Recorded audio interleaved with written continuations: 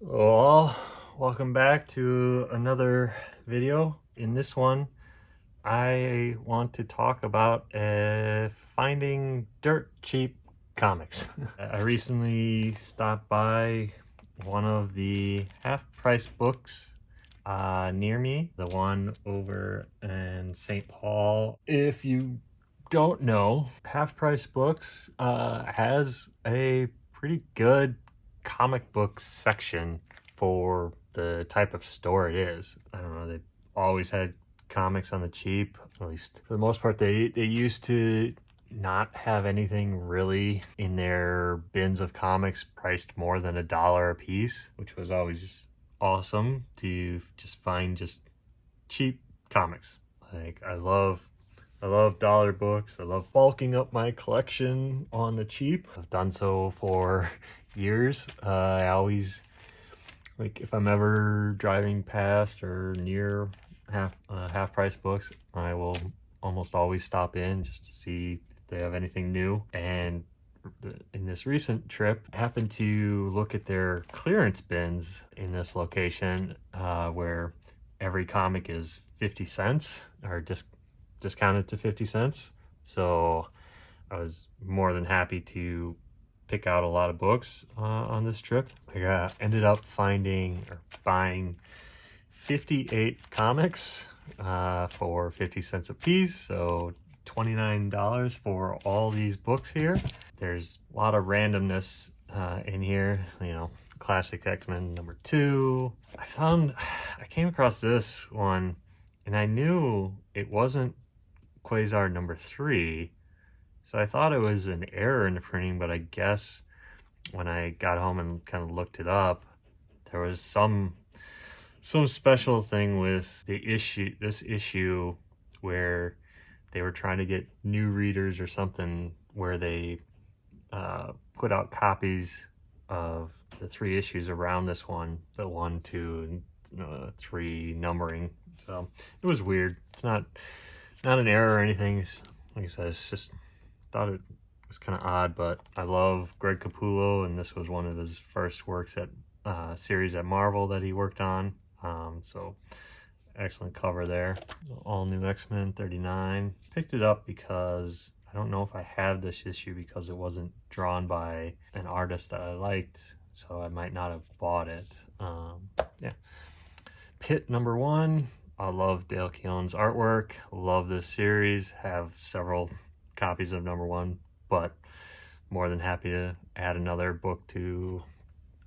copy to the collection. And talking more about the half-price books, if you've never been, they're not a comic book store, so they don't necessarily try to keep their comics in good condition in their storage and everything. Like this one, they bought it from someone selling it, but it didn't have a board in it, so it's just in a bag, which, you know, not great. But like I said, 50 cents for this issue. The cover by Joe Quesada. I love this cover. I have several copies of this book too. I came across the 4 issues of the Age of Apocalypse Excalibur comic, which I have pretty much every other Age of Apocalypse series of books except this one. I was never been that big of an Excalibur fan in general, so never bothered to pick up these books, like I said, in the dollar bins at conventions.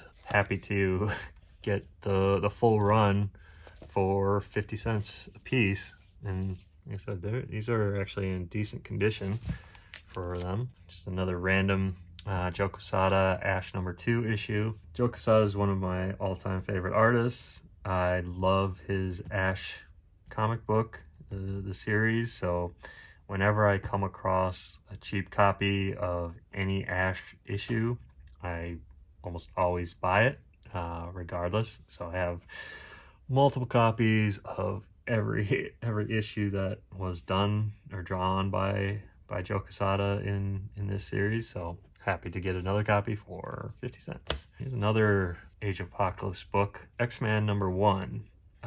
This book, whenever I'm digging through the dollar bins at conventions and you inevitably hit the Age of Apocalypse issues, because there are a lot of them, they're not highly sought after, they're not really that valuable from a collector standpoint, but X-Men #1 is one of those issues that's of the Age of Apocalypse books is hard to come across. So happy to get another copy. I love Steve Skroce, another favorite artist of mine. Anyone who doesn't know, he worked with the Wachowskis on the Matrix movies. He was the primary storyboard artist on the first Matrix movie for sure. I don't know about the 2 and 3, but if you ever get a chance to look or to buy a copy of the art of the Matrix, I actually have a book right here on the shelf. It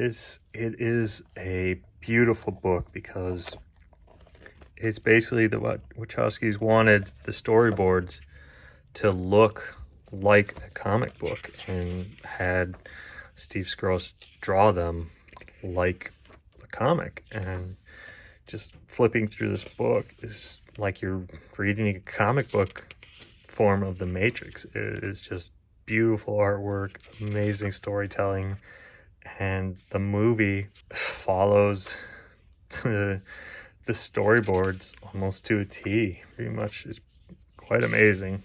So yeah, I would, if you can find a copy of this book on Amazon, definitely buy it. It is worth every penny. Next book, never read this comic before. X, only bought it purely because of the Frank Miller cover. It's a wonderful Frank Miller drawing, cover art. Issue #2 happened to be cover drawn by Joe Quesada, so naturally I bought it.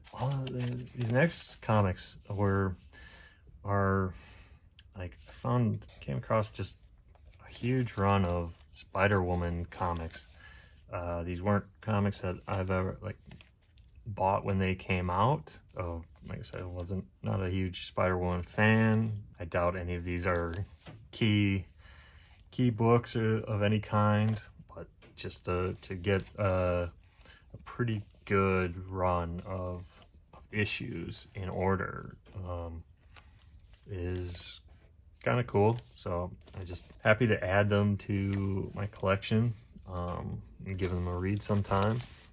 Captain Marvel #1, might as well. Captain Marvel with the movies and everything is a pretty popular character. To get a #1 issue for 50 cents, almost always go ahead and buy it. They just had a ton of Miss Marvel books here that were in these discount bins. Miss Marvel, the comic, never had any interest in buying or reading before, but with the Miss Marvel TV show, the Marvels movie, I've come to like the Miss Marvel character. The actress, I forget her name, who portrays her in live action, is amazing and brings a lot of joy and energy to the character, to the TV show and movie that she's in as the character. Came across just a huge run of issues. Again, probably not any keys, because incredibly lucky if there were, but you can tell me in the comments below if any of these are. I haven't bothered to look, but like I said, to get a pretty consistent run of issues from start to finish is pretty cool. They're actually in decent condition for their price. Like I said, getting just a huge run of comics for 50 cents a piece. More than happy to do it, to add them to my collection.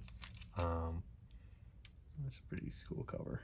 So yeah, I'll be kind of interested to go and read all these old comics of recent vintage. So yeah, that was, like I said, a recent excursion to Half Price Books. definitely, if you're looking for cheap comics, maybe for a kid of yours, or for if you donate comics somewhere, they're Half Price Books has great copies to buy. So yeah, like I said, it's a great place to hunt down cheap comics. If you're looking for near mint condition comics, it's definitely not the place to go. But cheap comics are cheap comics. Love them. Always willing to buy them. Willing to buy comics that I was never interested in for super cheap. What are some comics that you would buy if you could get them at 50 cents a piece? You know, where do you hunt for cheap comics? Where are your go-to places? Leave those comments below and share the knowledge. I live in Minnesota, so I'd love to hear about some unknown or undiscovered places that you can always find cheap comics at. If you like this kind of haul type of video, let me know. Always buying and looking for cheap new comics to add to my collection. Leave your comments below and let's talk some comics. Until next time, please like, subscribe, and share. See you in the next video.